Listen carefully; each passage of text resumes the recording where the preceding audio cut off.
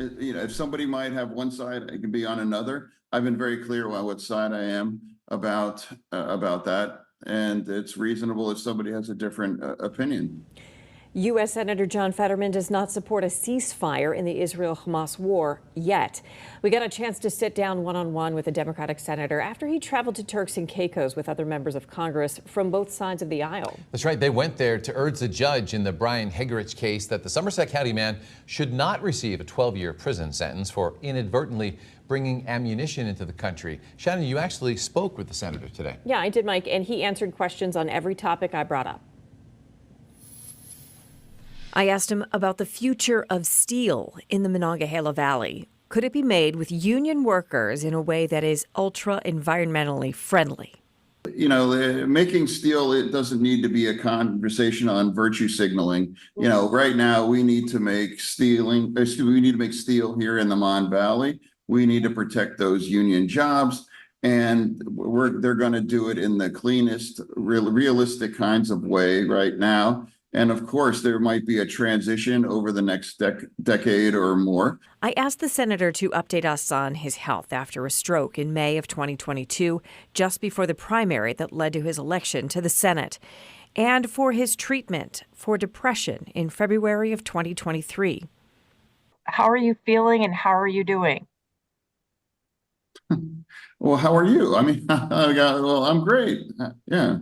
Well, I'm just curious. Do you think it's fair for me to ask how your recovery and your health journey is going? Fair.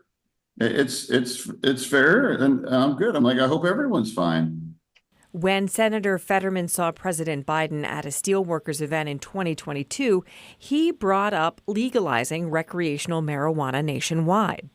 And he took that, and now he already moved to schedule it, and I think we're on the right path there. Of course, not as fast as I ever ideally did, but when I was a mayor, as Braddock, or as an LG, and now as United States Senator, I always believe that should be an adult choice for all of us. I think it's all about freedom, and the hundreds of millions of dollars in free money that right now is going to the cartels, I think that should go to the Pennsylvania Treasury.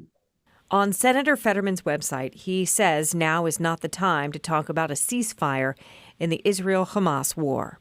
How can the U.S. Senate impact the possibility of a two-state solution?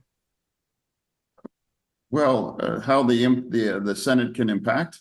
Well, we've had a profound impact.